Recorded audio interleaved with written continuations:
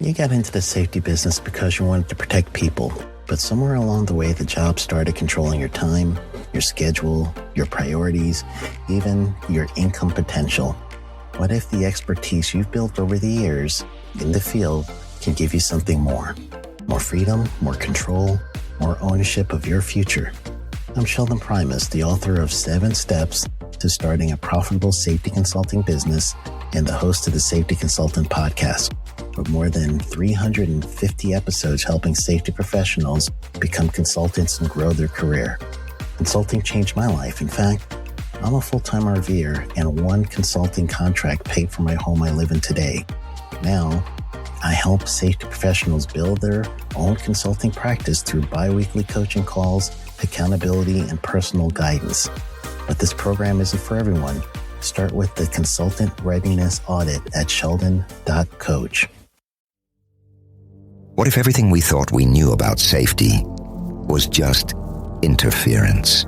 From the host of the Rated R Safety Show and the founder of Safety FM comes the complete Signal Transmission Trilogy, now available in one powerful edition. Safety, in my opinion, the book that started the conversation. Safety Mutation, where the boundaries of culture, systems, and belief begin to break. And now, Safety Transmission, the final piece of the signal. For the first time, all 3 books are together in one volume. The Signal Transmission Trilogy, Complete Edition. This isn't just about compliance. It's about consciousness.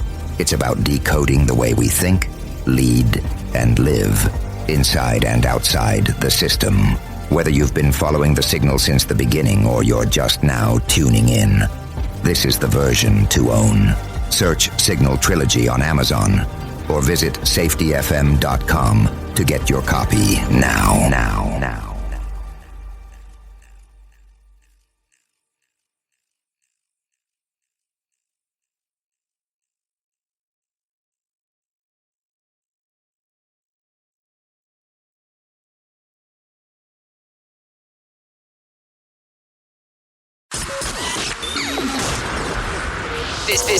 This show is brought to you by Safety FM.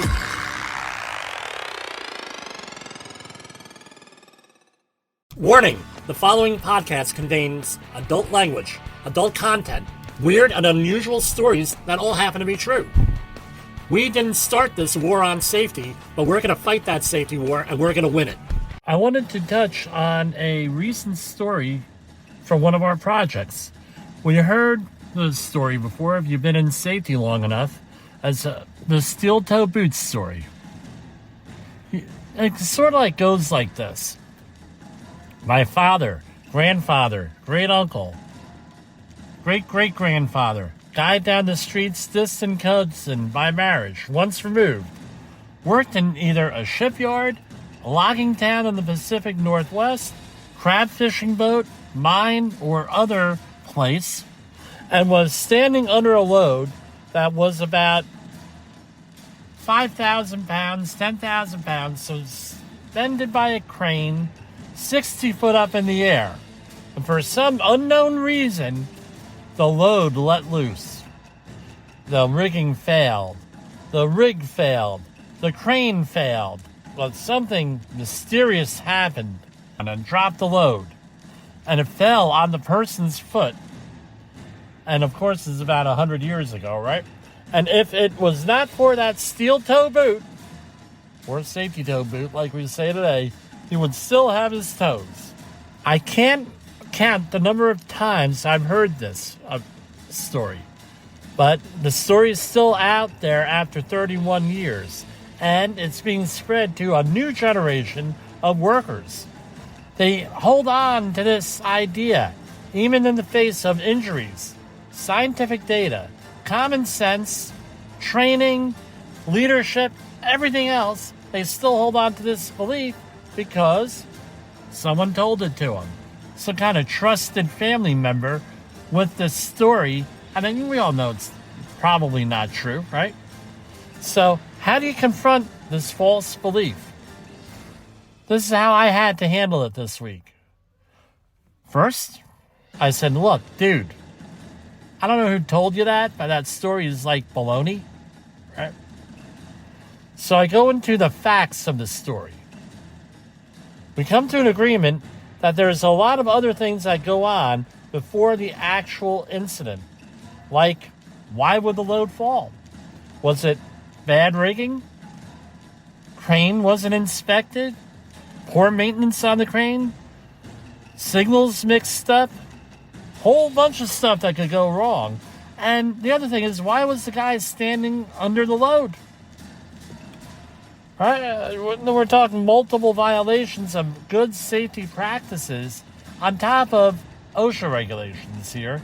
But we got to remember, the OSHA regulations aren't the end-all and be-all. They're the start of what you need to do. Then we go into the actual standards of foot protection. And then, hey, okay, the guy's foot got cut off. Probably because of the load got behind the steel toe or was deflected by the steel toe, which just means you probably needed metatarsal supports. And on top of that, the poor job site design, poor work area design, any number of things. Again, PPE is the last thing you want to worry about. PPE is the last thing you want to rely on. There's a lot that goes on. You try to eliminate the hazard, engineer the hazard out, administrate the hazard, substitute one hazard. There's a whole bunch of stuff that goes into this.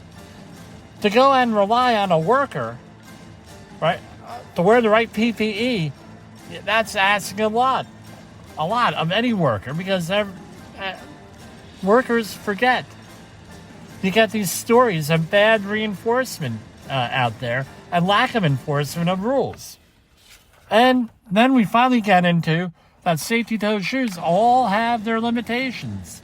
They're only limited for so much. They're meant for the more incidental day-to-day things, not these big, massive things and these stories that pretty much don't happen, right? So this leads to, what does OSHA say? First, you have to decide whether you're in general industry, construction, shipyards, agriculture, marine terminals, longshoring. What kind of regulations do you involve yourself in? But you're generally going to be in general industry or construction. General industry is simple. Right? I can do that one sentence. You have to do an assessment and determine what kind of PPE you need to use. And that's all covered in the standard. In construction, that's a little bit different. We're covered by the 1926.28 regulation here. What the trick that somebody tries to play on is they go to the foot protection standard, which is like 3 lines that says they have to meet ASTM standards, and it just says, hey, all protective footwear have to meet that standard. But they forget to tell you, most safety personnel don't go to 1926.28a. What does 1926.28a say? The employer is responsible for requiring the wearing of appropriate PPE in all operations where there is an exposure to hazardous conditions or where this part, meaning 1926, indicates the need for using such equipment to reduce the hazards to the employees. Right? That's the whole thing. There has to be some type of an assessment done by probably a competent or a qualified person, and then they go and you do the assessment. Okay, what kind of PPE do we need? Most companies just make a blanket rule, you have to wear safety shoes. Right? Let's not forget about the work site setup and the hierarchy of controls. You mentioned this already. The shoes are the last line of defense, not the first line. If you have them on, it's not okay to create a hazard. Now, a lot of our people out there are old enough to remember when we did not have to wear safety belts in cars.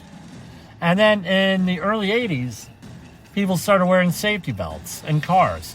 And a lot of people went out there and said, hey, look, I'm wearing a safety belt. I am safer. So now I can go and drive like an idiot. Right? You would say, well, that sounds crazy, Jim. Well, people actually did it in my circle. That's how this is. Just because you're wearing safety boots or safety-toed shoes or steel-toe boots, whatever we're calling them, doesn't mean that you're okay going out saying, oh, no, I could go out and, I'm going to expose myself to all different kinds of hazards. No, it's the last line of defense. The other thing is this, training. The worker that had this, well, I'm not going to wear steel-toe boots or safety-toe boots because I'm going to lose my toes.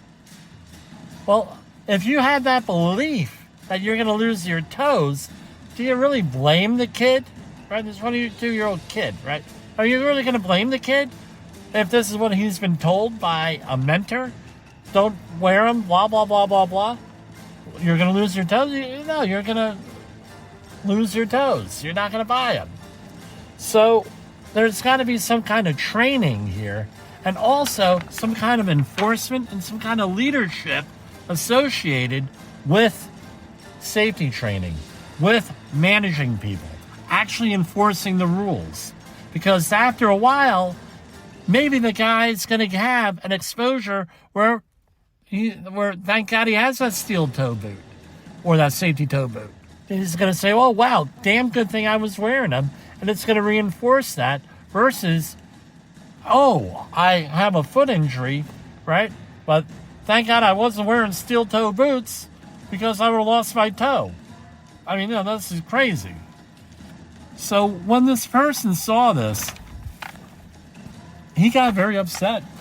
All right, you can see the cognitive dissonance entering his mind, where he had this set of beliefs, and it was replaced by another set of beliefs and now experience because he had a foot injury, and this caused conflict, right?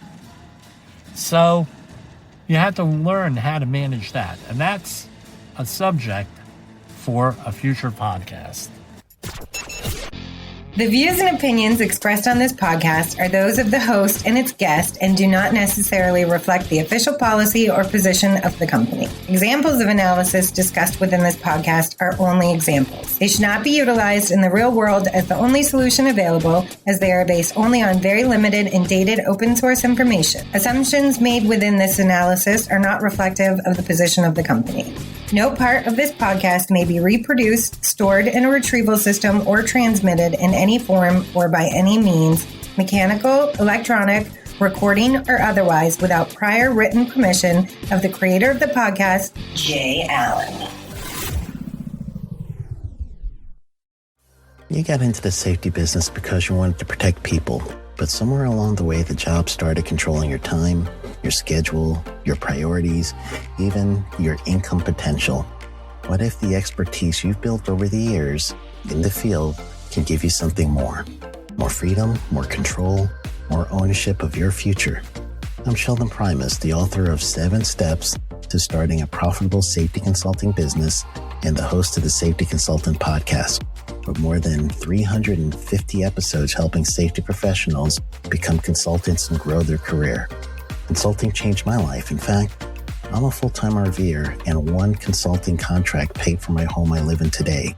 Now, I help safety professionals build their own consulting practice through bi-weekly coaching calls, accountability, and personal guidance.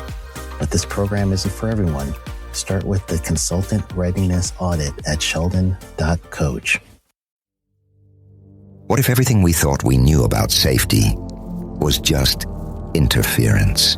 From the host of the Rated R Safety Show and the founder of Safety FM comes the complete Signal Transmission Trilogy, now available in one powerful edition.